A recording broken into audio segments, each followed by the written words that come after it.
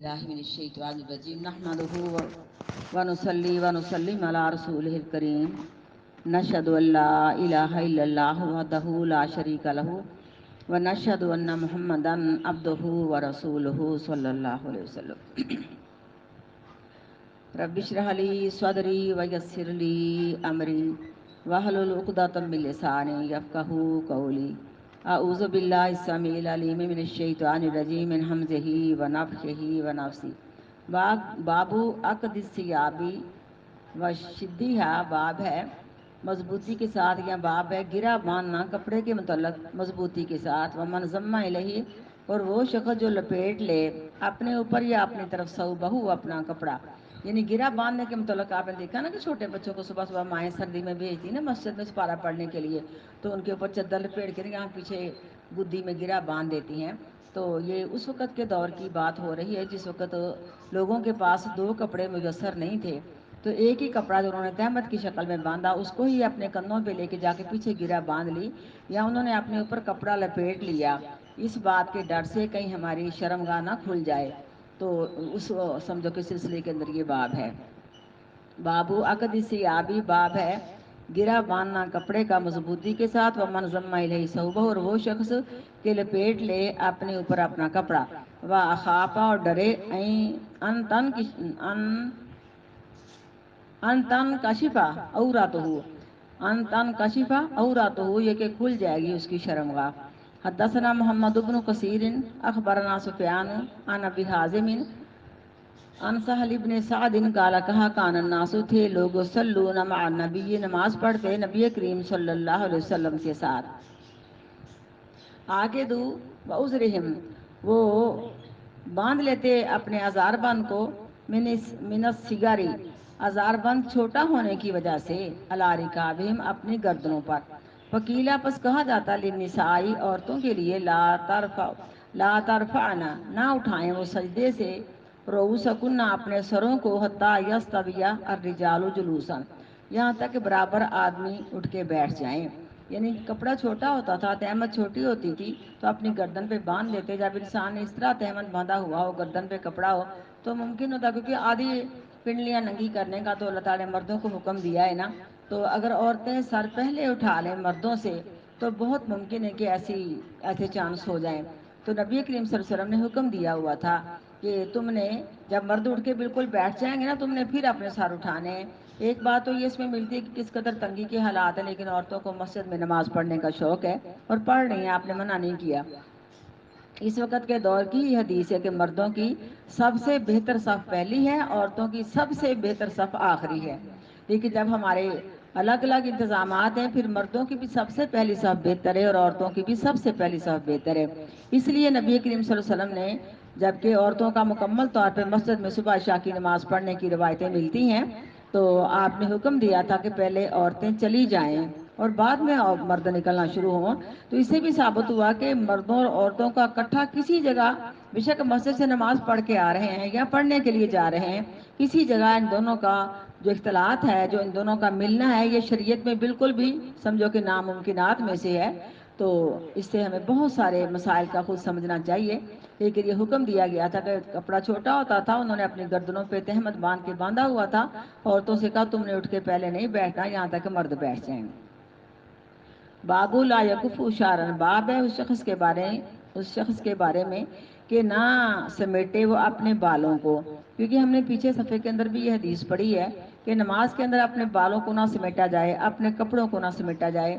اس میں کوتاہی تقریباً ہی دیکھی گئی ہے اور یہ نہیں ہونی چاہیے. یہ نماز کے ادب کے خلاف ہے، نماز کے خشوع خضوع کے خلاف ہے. اللہ رب العالمین کے سامنے کھڑا ہونا ہوتا ہے، اچھی طرح سونا کر کے وضو بنایا جائے، سوار کر کے وضو کیا جائے. پھر عورتیں ہیں اپنے بالوں کو سمیٹ لیں، اپنے دوپٹے کو اچھی طرح سیٹ کر لیں. اول تو آج کل کے دوپٹوں کی کیا بات، اگر لون کا دوپٹہ ہے وہ تو جہاں آپ ٹکاؤ گی ٹک جائے گا، اور جو دوسرے دوپٹے ہیں میرے خیال میں ان کو پوری نماز میں دوپٹہ ہی سمیٹنا پڑتا ہے. اس حدیث کو اچھی طرح یاد رکھنا ہے. آپ نے اس حدیث کو آگے پہنچانا ہے کہ اپنے کپڑوں کو نماز میں نہیں سمیٹنا چاہیے، اپنے دوپٹے کو نماز میں نہیں درست کرنا چاہیے، اچھی طرح دوپٹہ فولڈ کر کے درست کر کے سونے طریقے کے ساتھ جیسے ایک باادب انسان کھڑا ہوتا ہے اس طرح ہمیں اپنے آپ کو سیٹ کرنا چاہیے۔ شلوار کے پانچے نیچے کر کے ٹخنے ڈھانپ لینے چاہیے۔ اس کے علاوہ اگر کپڑوں کی خوبصورتی ہے ہمیں دوپٹہ سادہ اوپر لے لینا چاہیے۔ اس کے علاوہ اگر کپڑوں کے اوپر سلوٹیں پڑنے کا ڈر ہے تو یہ ڈر ہمارا شیطانی ہے۔ اس کے علاوہ اگر ہمیں اپنے کپڑوں کو اس بارے میں دھیان رکھنا کہیں اس کے جو نقش و نگار ہیں وہ نہ خراب ہو جائیں تو سادہ لباس پہن کے انسان نماز پڑھے، کیونکہ اس حدیث کو یاد رکھنا کہ نماز میں نہ کپڑوں کو سمیٹا جائے اور نہ بالوں کو سمیٹا جائے۔ باب ہے کہ نہ سمیٹا جائے بالوں کو اور نہ کپڑوں کو، یعنی اس سے مراد دونوں چیزیں ہیں۔ حدثنا ابو نعمان حدثنا حماد بن زید عن عمرو بن دینار عن طاؤوس عن ابن عباس رضی اللہ تعالیٰ عنہ سے قال کہ عمر النبی، حکم دیا گیا نبی کریم صلی اللہ علیہ وسلم کو ان یسجدا، یہ کہ سجدہ کریں علی سبعۃ اعظم، اپنے سجدہ کریں 7 جوڑوں پر یا 7 ہڈیوں پر، ولا یکف شعرہ ولا ثوبہ، اور نہ سمیٹیں اپنے بالوں کو اور نہ اپنے کپڑوں کو۔ تو نبی کریم صلی اللہ علیہ وسلم کا جو حکم ہے نا وہ ہمیں بھی وہی حکم ہے۔ بابو لا یکف ثوبہ فی الصلاۃ، باب ہے کہ نہ سمیٹا جائے کپڑوں کو فی الصلاۃ نماز میں۔ حدثنا موسیٰ بن اسماعیل حدثنا ابو عوانہ عن عمرو عن طاؤوس عن ابن عباس رضی اللہ تعالیٰ عنہ سے عن النبی، وہ روایت کرتے ہیں نبی کریم صلی اللہ علیہ وسلم سے، کالا فرمایا آپ نے امیر تو میں حکم دیا گیا ہوں ان اسجدہ، یہ کہ میں سجدہ کروں علی سبعۃ اعظم، 7 جوڑوں پر یا 7 ہڈیوں پر یا 7 اعضاؤں پر، سب کچھ پڑھ سکتی ہیں۔ لا اکفو شعرہ، نہ شعرن، نہ سمیٹا جائے شعرن بالوں کو، ولا ثوبن، اور نہ کپڑوں کو۔ بابو تسبیح و دعاء فی السجودی، باب ہے تسبیح پڑھنا اور دعا کرنا سجدے میں۔ تسبیح سے مراد یہ رکوع سجود کی دعائیں ہیں، کیونکہ نماز تسبیح نہیں ہے یہاں۔ تسبیح سے مراد جو ہم سبحان ربی العظیم پڑھتی ہیں یا سبحانک اللہم ربنا و بحمدک اللہم اغفر لی پڑھتی ہیں، اس سے مراد ہے۔ باب ہے رکوع سجود کی دعاؤں کے متعلق یا تسبیح کے متعلق۔ حدثنا مسدد قال حدثنا یحییٰ عن سفیان قال حدثنی منصور عن مسلم عن مسروق عن عائشہ رضی اللہ تعالیٰ عنہا سے قالت کہتی ہیں کان نبی تھے نبی کریم صلی اللہ علیہ وسلم یکسرو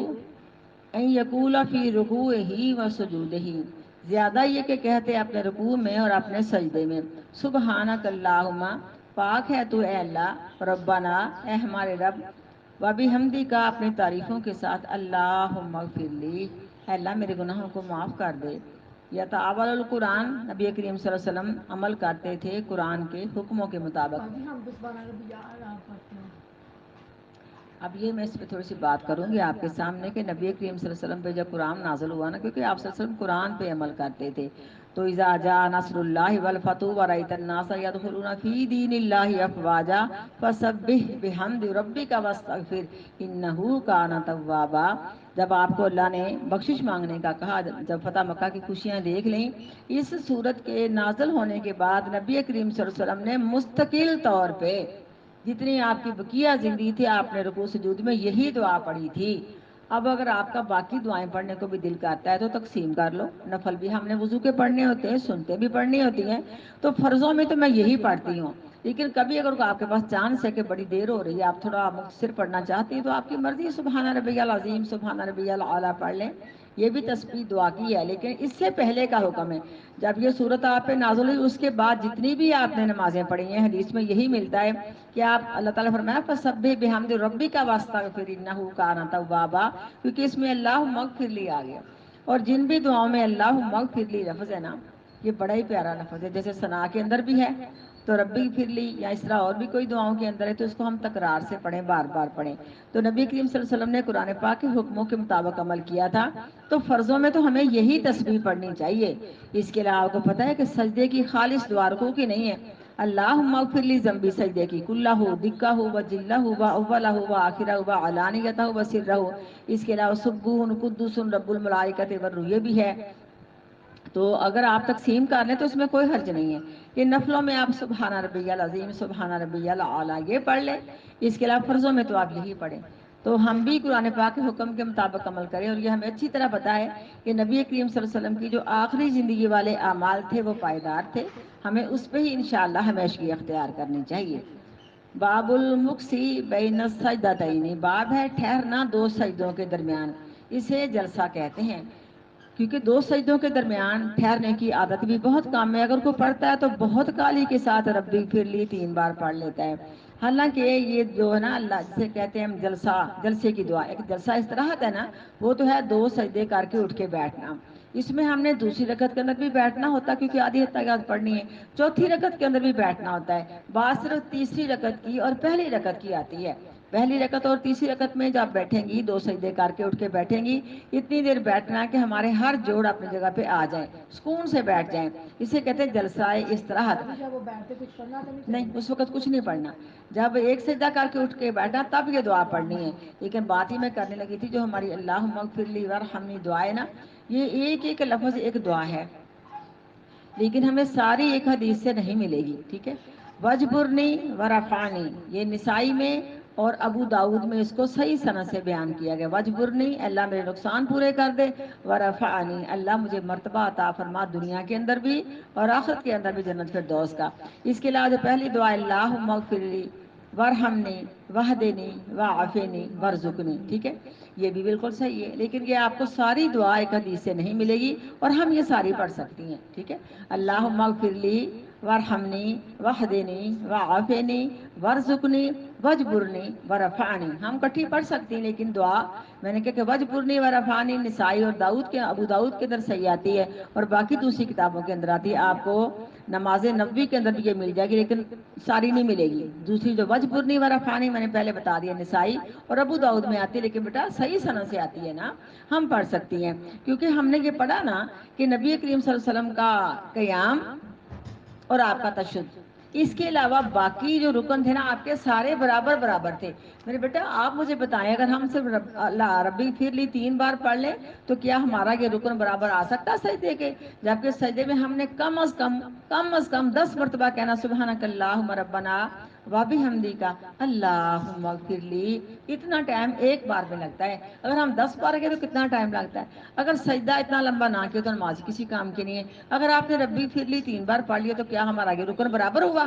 حدیث کی خلاف ورزی ہو گئی نا، میرے بیٹا ہم نے یہ چیز دیکھنی ہے، اس میں دیکھو کہ جتنے الفاظ ہیں الگ الگ معنی ہے نا، اللہم اغفر لی کتنا اچھی بات ہے، وارحمنی نہیں، یہ تو جلسہ کی دعا ہے، جب ایک سجدہ کر کے اٹھ کے بیٹھا تب یہ دعا ہے، اللہم اغفر لی وارحمنی واہدنی وعافنی وارزقنی وجبرنی ورفعنی، یہ ہماری جسے ہم کہتے ہیں ایک سجدے کے بعد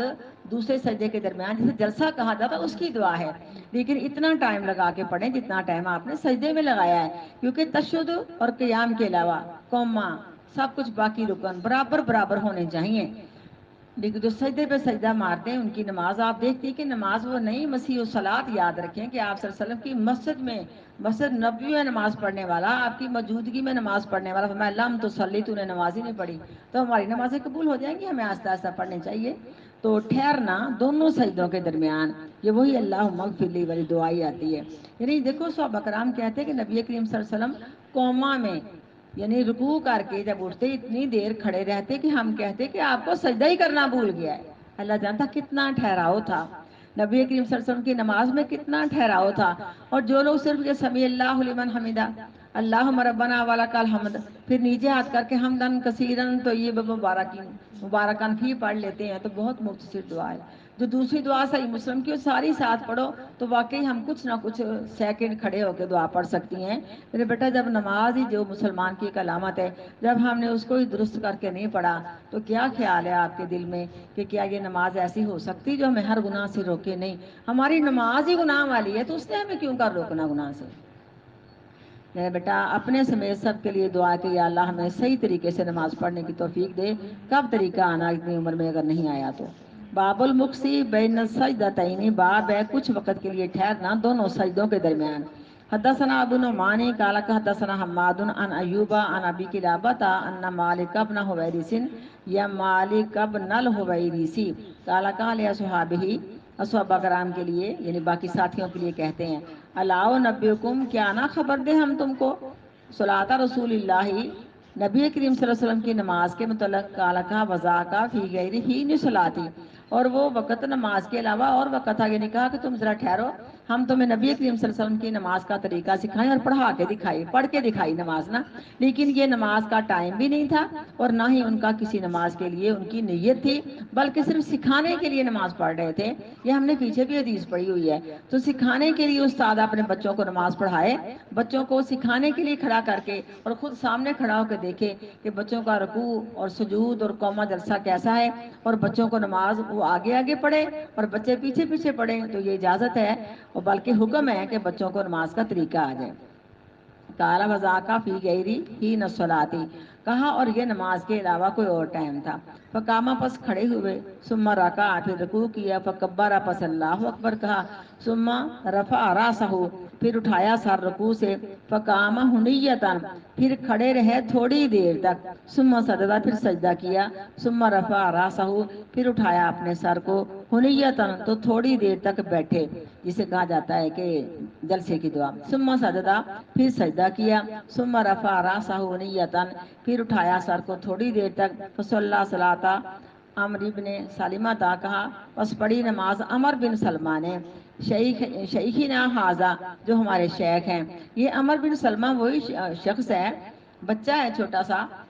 کہتا ہے کہ ہمارا اس کنویں کے پاس ہمارا ڈیرا تھا، سمجھو کہ ہمارا کنبہ قبیلہ اس کنویں کے پاس، کیونکہ وہ لوگ کنویں کے پاس ہی ڈیرے لگاتے تھے کہ پانی حاصل کرنا آسان ہو جائے، یہاں انہوں نے ڈیرے لگائے، کہتے کہ وہ راستہ تھا جو مدینہ سے مکہ کو اور مکہ سے مدینہ کو جاتا۔ ان لوگوں کے بڑے ساری ذمہ داریاں تھیں، لیکن بہرحال جو مکہ سے قافلے آتے ہیں، مدینہ جاتے ہیں، ادھر سے جاتے ہیں ادھر سے آتے ہیں، ان کے قبیلے نے اس کنویں پر ڈیرے لگائے ہوئے تھے، اور جو قافلہ مدینہ سے ہو کے آتا تو یہ عمر بن سلمہ چھوٹے بچے تھے، تو پوچھتے اس نبی پر کتنا قرآن نازل ہوا ہے، وہ ان کو صورتیں سکھا جاتے، سنا جاتے، کہتے بڑا ذہین فتین تھا، میں زبانی یاد کر لیتا۔ اور کرتے کرتے سارے قبیلے والوں کو انتظار تھا کہ اونٹ کس کروٹ بیٹھتا ہے۔ جب مکہ فتح ہوا، تمام عرب کے قبیلے والوں کو یقین ہو گیا کہ اسلام سچا مذہب ہے، اسلام کا بول بالا ہے، تب میرا باپ بھی ایک قبیلے کے سردار ہونے کی حیثیت سے نبی کریم صلی اللہ علیہ وسلم کے پاس گیا آپ کے ہاتھ پر بیعت کرنے کے لیے کہ میرا پورا قبیلہ مسلمان ہے، لیکن نبی کریم صلی اللہ علیہ وسلم نے اس کے باپ کو، سردار کو تعلیم دی، نماز کی، سب کچھ بتایا، لیکن آقا علیہ السلام نے ایک بات کہی کہ جا کے جو تم میں سب سے زیادہ جس کو قرآن زبانی یاد ہے نا، وہ تمہاری امامت کرائے۔ کہتے جب واپس آیا میرا باپ تو سب سے زیادہ قرآن تو مجھے یاد تھا، کیونکہ میں تو شروع سے اس رزق میں تھا، جتنے قافلے والے کے لوگ آتے مدینہ سے میں سب سے قرآن سن لیتا، یاد کر لیتا، لیکن جب آ کے انہوں نے دیکھا کہ سب سے زیادہ قرآن تو عمر بن سلمہ کو آتا ہے، انہوں نے مجھے اپنا امام کھڑا کر لیا، لیکن کہتے ہیں کہ غربت کا دور تھا، اتنا چھوٹا کرتا ہے کہ میرے کولے بھی نہیں ڈھانپے جا رہے، کولے بھی ننگے میرے۔ جب میں نے جماعت کرائی تو عورتوں میں سے کچھ عورتوں نے کہا اپنے قاری کا کرتا تو لے دو اس کو،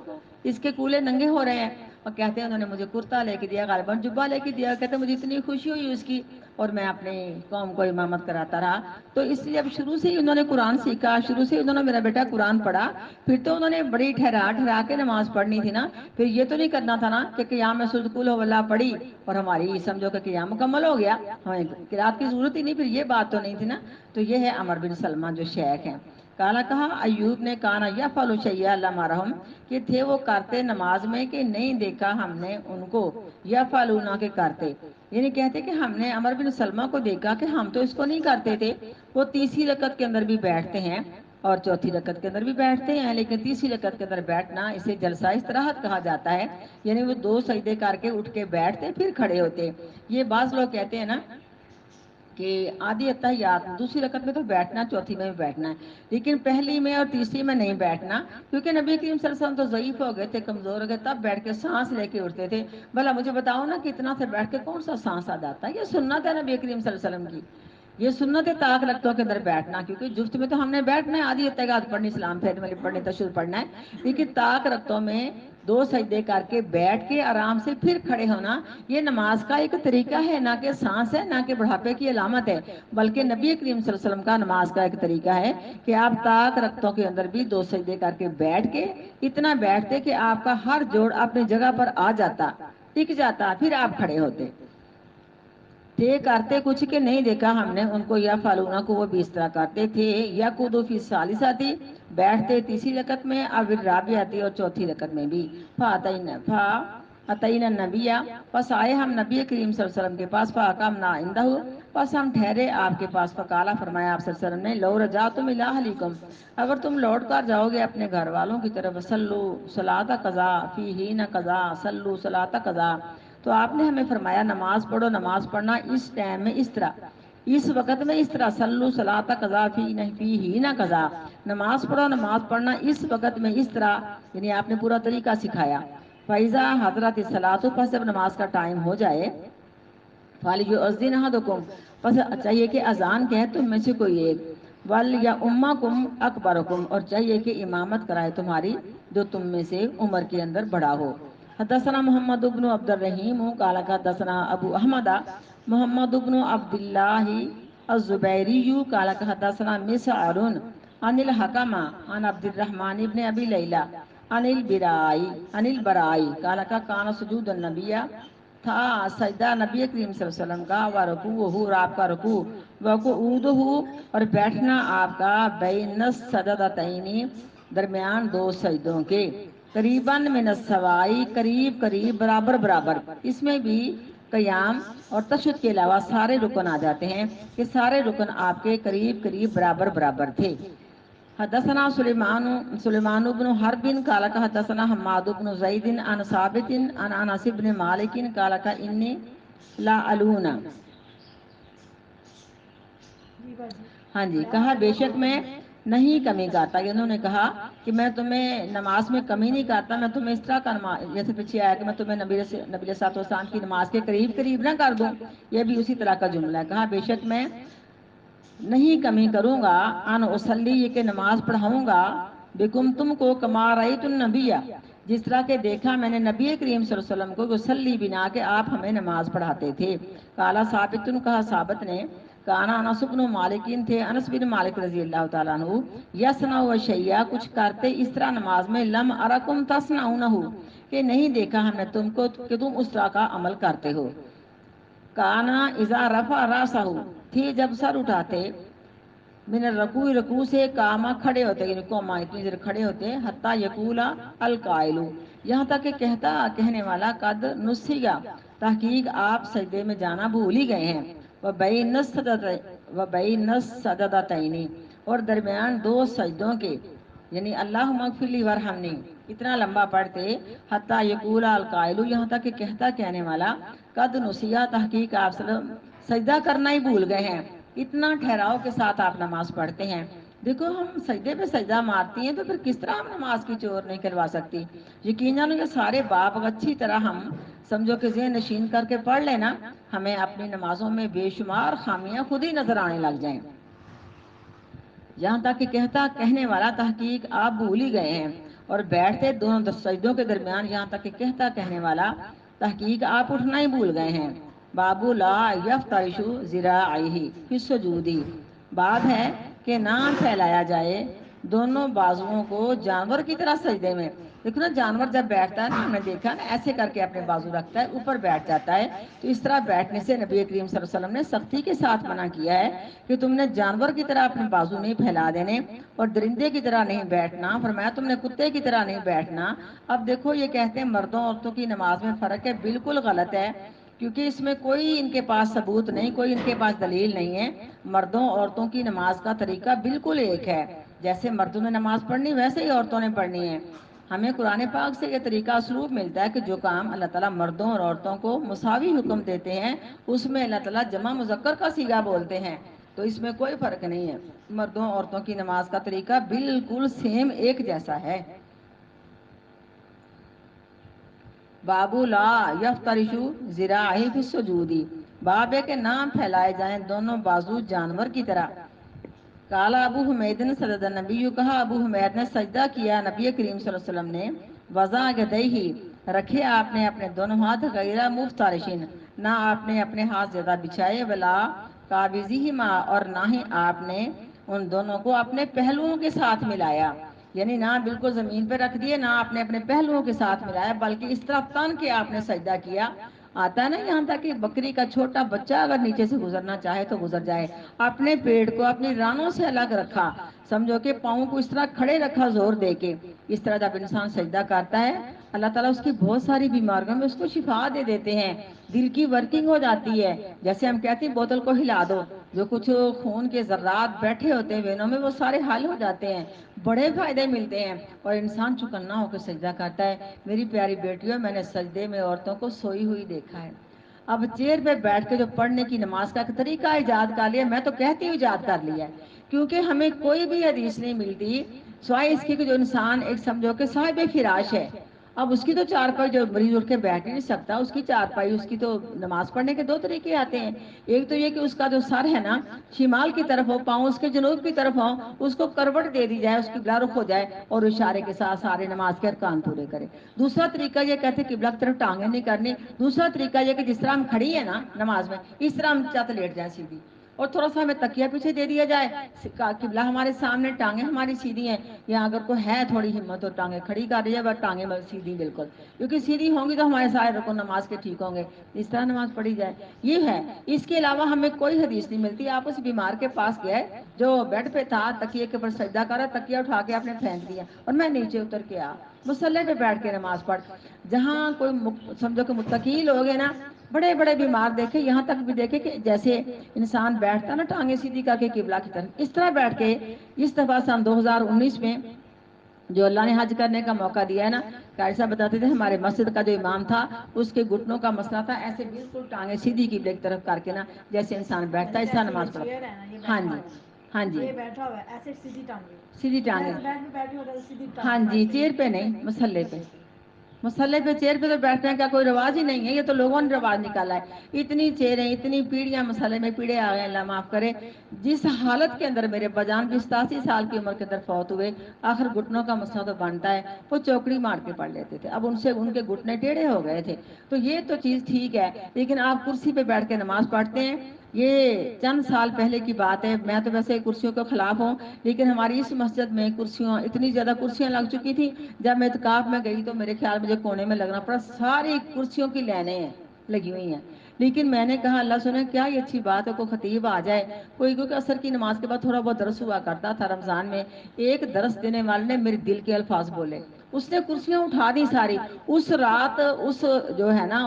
قیام اللیل کے نفل تھے نا، سب لوگوں نے بغیر کرسیوں کے پڑھے۔ میں نے کہا اللہ سنے تیرا شکر ہے یا اللہ، لیکن پھر آ گئی، اب جا کے دیکھو پھر بڑی بڑی مسجد، میرے بیٹا کوئی کرسی نہیں تھی، پاک پیغمبر کے دعا میں مسجد میں کوئی پیڑھی نہیں تھی، کوئی پیڑا نہیں تھا، جو بیمار تھا بیٹھ کے پڑھ لیتا۔ نماز پڑھ رہا تھا اس وہ نا خود بخود ایک کلر کا شکار ہوتا ہے، ہاں جی، ڈسٹرب رہتا ہے۔ ایسے ہی ہے، اور میں نے کرسیوں پہ اس قدر سوئی عورتوں کو دیکھا کہ قیام اللیل کے نفل کا سارا قرآن پڑھا کے وہ سجدے کر کے فارغ ہو گئے ہیں، یہ خراٹے لے رہی ہیں، یہ نماز ہے بیٹا؟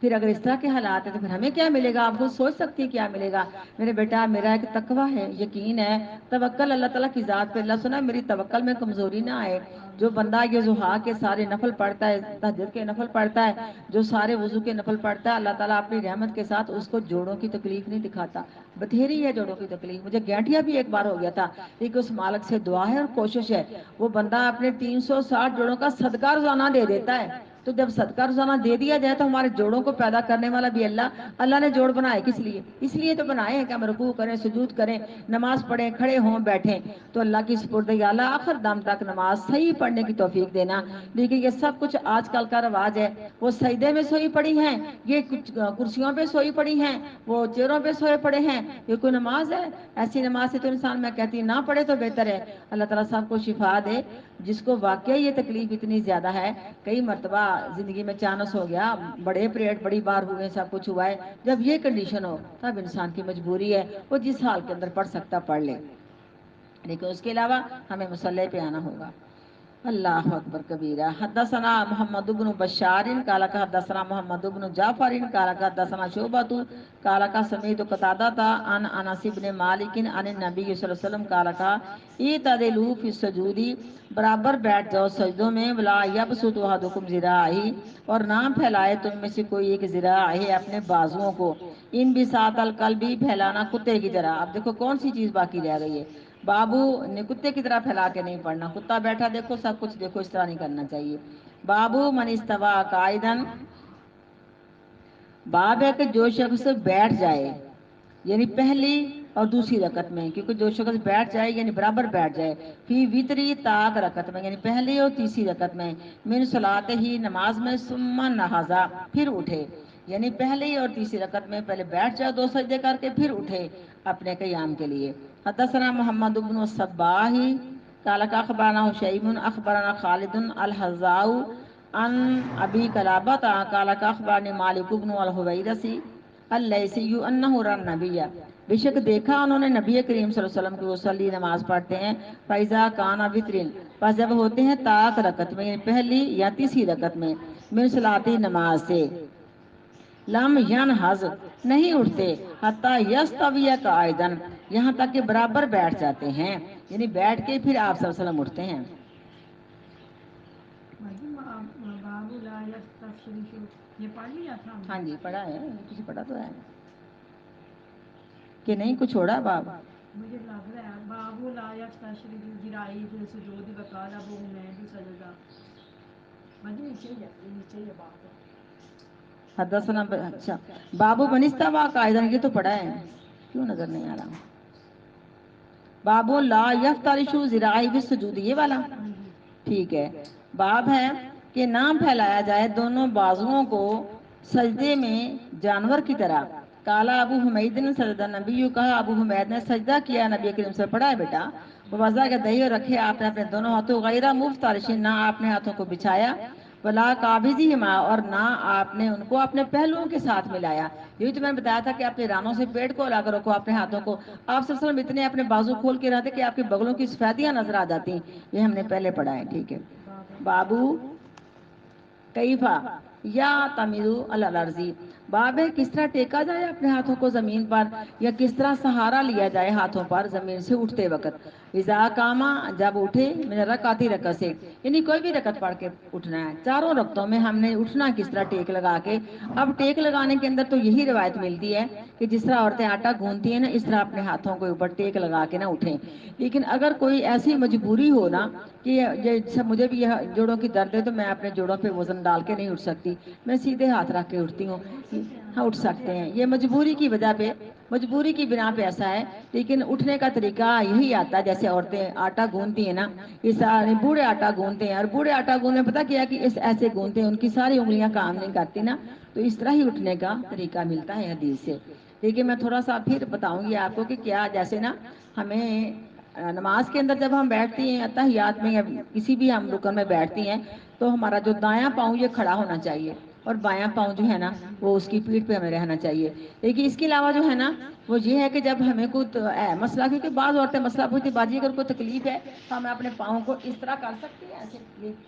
تو یہ نماز کا ایک طریقہ ہے۔ ہم نے پڑھنی تو ایسے پاؤں کھڑا کر کے ہے نا، لیکن اگر کوئی یہ مسئلہ ہے، میرے بھی یہ نا انگوٹھے کی ہڈی بڑھ گئی ہے، تو جب درد زیادہ ہوتی ہے نا پھر اس پہ وزن نہیں انگوٹھے پہ پڑتا، ہڈی بڑی ہوئی ہے، پھر میں ایسے کر لیتی ہوں۔ تو یہ اس میں یہ نہیں کہ ہمیں کوئی بیماری کی وجہ سے اس طرح کرنے کا حکم دیا ہے، بلکہ نماز کا ایک طریقہ ہے، ہم ایسے بھی بیٹھ سکتے ہیں، لیکن بہتر طریقہ یہی ہے۔ لیکن یہ طریقہ ہمیں نماز کا ملتا ہے کہ پاؤں اگر ہمیں کوئی تکلیف ہے نا، یا بعض دفعہ جو عورتیں یا مرد موٹے ہوتے ہیں، فربا جسم ہوتا ہے ان کا نا، تو زیادہ دیر تک ان کا پاؤں کھڑا نہیں ان سے کیا جا سکتا، اپنے پاؤں کو جو دایاں پاؤں اس کو پھیلا لیتی ہے، یہ نماز کا ایک طریقہ ہے۔ ہمیں دل میں یہ نہیں کہنا چاہیے کہ بیماری کی وجہ سے ایسے ہے، یہ نماز کا ایک طریقہ، ہم اس طرح بھی بیٹھ سکتی ہیں۔ باب ہے کس طرح اٹھا جائے سہارا لے کے ہاتھوں پر زمین سے، اذا قام جب کھڑا ہو، من رکعتی رکعت سے، کیونکہ اس میں رکعت آئے گی کوئی پہلی دوسری تیسری نہیں، ہر رکعت سے ہم نے کھڑے ہونا ہے۔ حدثنا معل بن اسد قال حدثنا وهيب عن ایوب عن ابی قلابہ قال جاء مالک بن الحویرث، آئے ہمارے پاس مالک بن حویرث، فصلی بنا مسجدنا ھذا، پس نماز پڑھائی انہوں نے ہمیں، فی مسجدنا ھذا ہماری اس مسجد میں، فقالا پس کہا انہوں نے، انی لا اصلی بکم، بے شک میں ضرور نماز پڑھاؤں گا تمہیں، ما اریدو ارادہ کرتا ہوں میں یا نہیں ارادہ کرتا میں الصلاۃ کو فرضی نماز کا، لیکن نہ فرضی نماز تھی نہ کوئی نفلی نماز تھی، بلکہ نماز کے علاوہ ٹائم تھا، بس نماز کا طریقہ سکھانا چاہتے تھے یہ دوسروں کو، نہیں ارادہ کرتا میں نہ فرضی نفلی نماز کا، لاکنی اریدو پر لیکن میں ارادہ کرتا ہوں، ان اریکم یہ کہ دکھاؤں تمہیں، کیف رأیت رسول اللہ اس طرح دیکھا میں نے رسول اللہ صلی اللہ علیہ وسلم کو یصلی کے نماز پڑھاتے ہیں۔ قال ایوب کہا ایوب نے، فقلت پس میں نے کہا ابو قلابہ کے لیے، وکیف کان صلاتہ کہ کس طرح تھی نماز نبی کریم صلی اللہ علیہ وسلم کی، کالا کا مثلا صلاۃ شیخینا، مثل ہمارے اس شیخ کی، حاضہ یعنی عمر بن سلمہ، یعنی عمر بن سلمہ کی، انہوں نے پوچھا کہ کس طرح نماز تھی آقا علیہ السلام کا جو ہمارے شیخ نماز پڑھاتے ہیں نا، عمر بن سلمہ۔ شیخ بوڑھے کو نہیں کہتے، شیخ الحدیث کو کہتے ہیں۔ پتہ نہیں بچپن میں قرآن اتنا حفظ کر لیا تھا تو حدیثیں کس طرح ان کو یاد ہوں گی۔ اور کس طرح تھی نماز، کالا کا ہمارے اس شیخ کی مثل، یعنی عمر بن سلمہ کی مثل، کالا کا ایوب نے، کانا ذالک شیخ، تھے ہمارے شیخ یعنی عمر بن سلمہ کو، تمو تکبیرہ، تمام تکبیریں کہتے، یعنی ہر رکن سے دوسرے رکن میں جانے کے لیے اللہ اکبر کہتے۔ تبھی تو تکبیروں کی تعداد بھی انہوں نے گنی، جب اونچی پڑتا تبھی تو تکبیروں کی تعداد گنی جاتی ہے کہ کتنی تعداد تکبیروں کی ہے۔ وَإِذَا رَفَعَ رَأْسَهُ، اور جب اٹھاتے اپنا سر، عَنِ السَّجْدَةِ الثَّانِيَةِ، دوسرے سجدے سے، جلسا تو اٹھ کے برابر بیٹھ جاتے، وَاعْتَمَدَ عَلَى الْأَرْضِ، ٹیک لیتے یا سہارا لیتے زمین پر اپنے ہاتھوں کا، ثم قام، پھر کھڑے ہوتے۔ بابو یکبرو، باب ہے کہ اللہ اکبر کہا جائے، ہوا ینہضو، جس وقت وہ کھڑا ہو، من السجدتین، دو رکعتوں سے، یعنی یہ سجدتین دو سجدے نہیں آنے، یہ دو رکعتیں آنی ہیں کہ دو رکعتیں پڑھ کے آدھی اتحیات پڑھ کے ہم نے کھڑے ہونا ہے نا، تو پھر اللہ، کیونکہ اللہ اکبر کیا کہ ہم اٹھ کے بیٹھ گئی ہیں، آدھی اتحیات پڑھی ہے نا، تو اگر امام کے پیچھے ہیں یا خود ہیں تو پھر ہمیں اللہ اکبر کہہ کے کھڑے ہونا ہے، ٹھیک ہے، اور ہمیں رفع دین کر کے اپنے سینے پہ ہاتھ باندھنے ہیں، ماشاءاللہ پتہ ہے، لیکن پھر بھی اگر کہیں کوئی غلطی کرنے والا کر رہا ہے نا تو آپ کی ذمہ داری ہے کہ آپ اس کی اصلاح کرا دیں۔ باب اللہ اکبر کہتے یا اللہ اکبر کہنا، اور وہ کھڑے ہوتے دونوں رکعتوں سے، وکان ابن زبیر، اور تھے عبداللہ بن زبیر بھی، یکبرو، اللہ اکبر کہتے، فی نہضتے ہی، جب تیسری رکعت کے لیے نہضتے ہی اٹھتے۔ حدثنا یا ابن صالح قال حدثنا فلیح بن سلیمان عن سعید بن الحارث قال صلی اللہ علیہ، نماز پڑھائی ہمیں ابو سعید خدری رضی اللہ تعالی عنہ نے، فجہر بالتکبیر، پس انہوں نے اونچی آواز سے اللہ اکبر کہا، حین رفع، کیونکہ اللہ اکبر اونچی آواز سے کہیں گے تو پتہ لگے گا، بے شک یہ نمازیں سری ہیں لیکن اللہ اکبر ہے یہ ہمیں اونچی آواز سے کہنا ہے نماز باجماعت میں ہمارے اماموں کو یا عورتوں کو، کیونکہ عورتیں بھی امامت کروا سکتی ہیں نا۔ بس اونچی آواز سے انہوں نے اللہ اکبر پڑھا، ہینا رفع راسا، جس وقت اپنا سر اٹھایا، من السجودی، سجدے سے، وہینا سجدہ، جس وقت سجدہ کیا، وہینا رفع، اور جس وقت سجدے سے سر اٹھایا، وہینا قاما، من رکعتین، اور جس وقت کھڑے ہوئے دو رکعتیں پڑھ کے، وقال، اور کہا، ہاکذا رأیت النبی، اسی طرح دیکھا میں نے نبی کریم صلی اللہ علیہ وسلم کو۔ حدثنا سلیمان بن حرب قال حدثنا حماد بن زید قال حدثنا غیلان بن جریر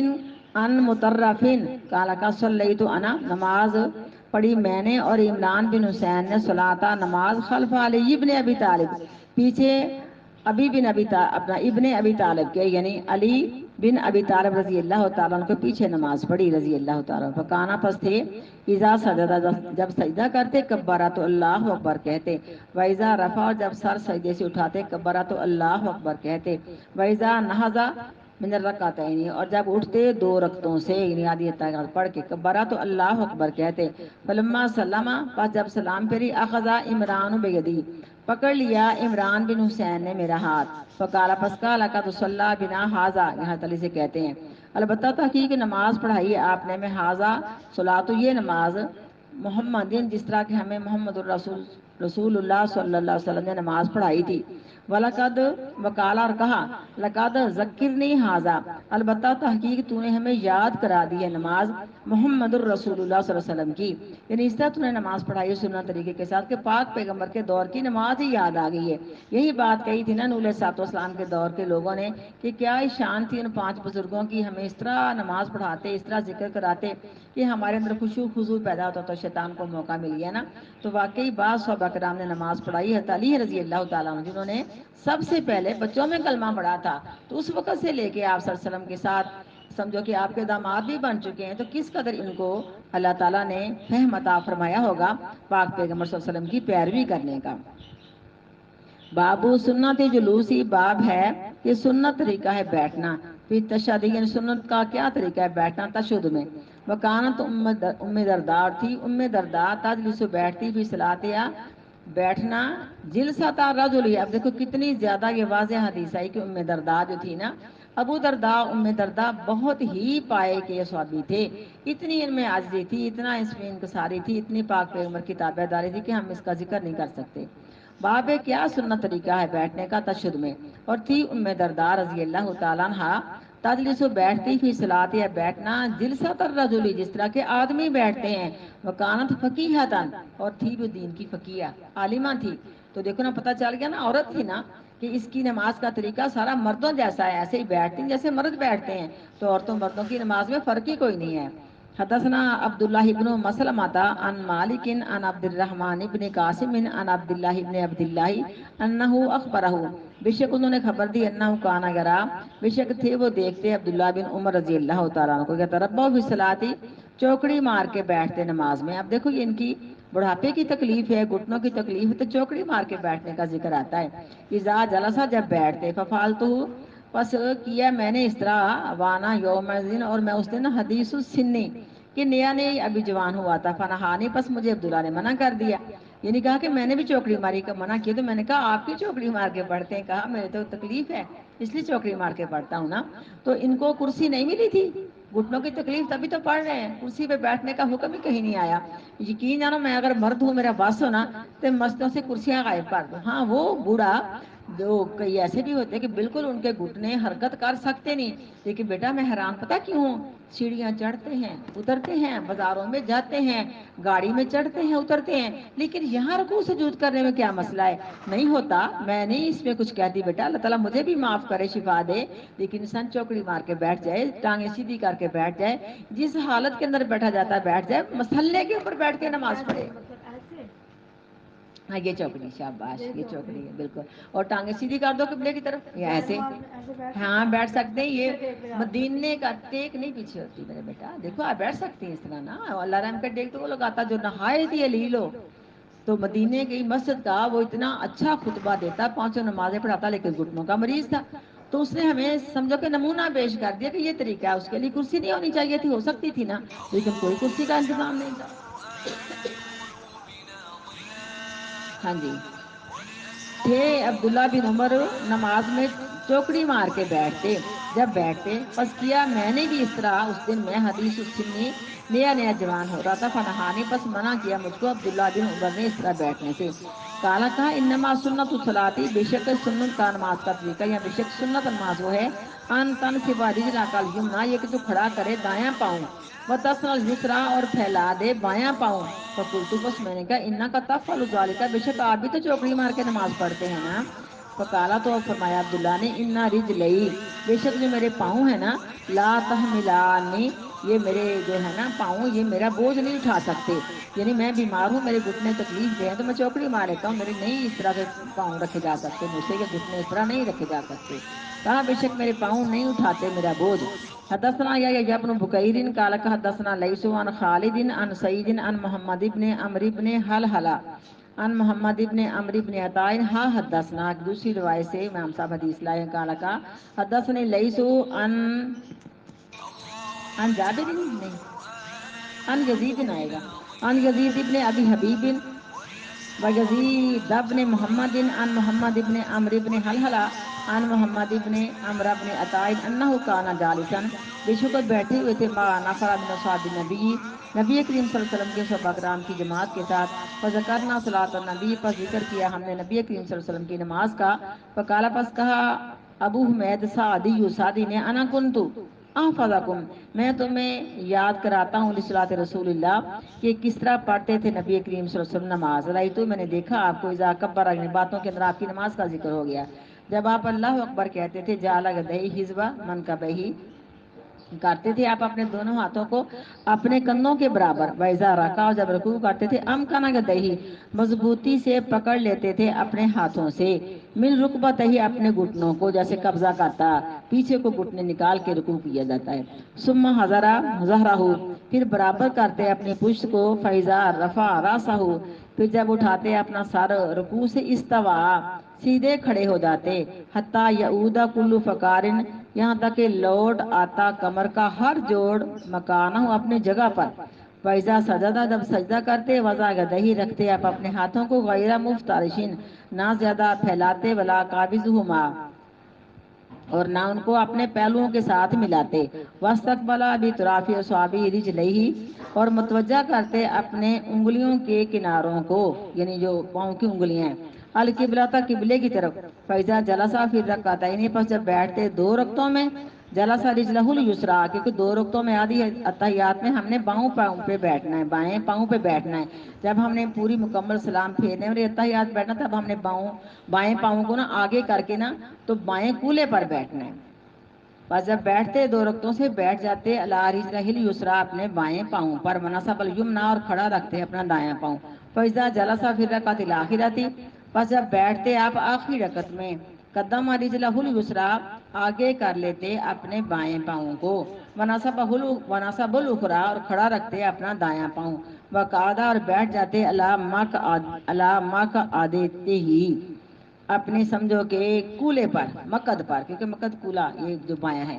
وسمع، اور سنا اس حدیث کو لیس نے زید بن ابی حبیب سے، یزید، اور روایت کرتے ہیں یزید سے، محمد ابن حلحلہ سے، وابن حلحلہ، اور ابن حلحلہ، اور روایت کرتے ہیں ابن عطا سے، قال کہ ابو صالح نے لیس سے، کل فقار مکانہ ہو، کہ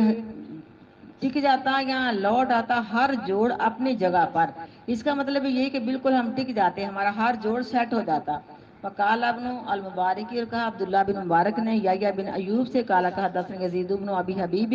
ان محمد بن عمرو بن حلحلہ حدثہ کل فقار، نے کہا کہ لوٹ جاتا یا لوٹ آتا ہر جوڑ اپنی جگہ پر۔ بابو من لم یرا تشہد الاول واجبا، باب ہے اس شخص کے بارے میں جس نے نہیں خیال کیا کہ تشہد پہلا واجب ہے، یعنی آدھی اتحیات، کیونکہ آپ صلی اللہ علیہ وسلم بھولے تھے، تو یہ نا بعض جو نماز کے ارکان ہیں واجبات میں سے ہیں، اور بعض مستحب ہیں، اس کا ذکر ہم کریں گے انشاءاللہ، کیونکہ اگر آپ صلی اللہ علیہ وسلم نے آدھی اتحیات نہ پڑھی، آپ بھول گئے، ٹھیک ہے، اور آپ کو صحابہ کرام نے سبحان اللہ کہہ کے یاد بھی کرا، لیکن پھر بھی بھول گئے، تو آپ صلی اللہ علیہ وسلم نے دو سجدے کر کے اس کا سمجھو کہ صاف کر کے، دو سجدے، سجدہ صاف کر کے اس کا کفارہ دیا۔ اگر نماز میں ایک سجدہ ہمارا رہ جائے، رکوع رہ جائے، قیام رہ جائے، سورۃ فاتحہ رہ جائے، ہماری وہ رکعت نہیں ہوتی، کیونکہ سجدہ جو ہے نا نماز کا رکن ہے، اتحیات جو آدھی ہے یہ نماز کا رکن نہیں ہے، لیکن ہے واجب، لیکن آپ نہیں پڑھ پائے، بھول گئے، تو آپ نے سجدہ صاف کر کے اس کا کفارہ دیا۔ اگر ہمارا اللہ نہ کرے کچھ اپنا سجدہ رہ جائے تو ہم سجدہ صاف نہیں کریں گے، کیونکہ سجدہ رہ گیا ہماری رکعت رہ گئی، سجدہ ہمارا یہ رکن ہے نماز کا، جب نماز کا کوئی رکن رہ جائے گا تب ہماری نماز نہیں بلکہ ہمیں رکعت پڑھنی پڑے گی، کیونکہ آقا علیہ الصلوۃ والسلام اس میں بھی بھولے ہیں کہ آپ نے پڑھنی چار تھی، پڑھ دو لی ہیں،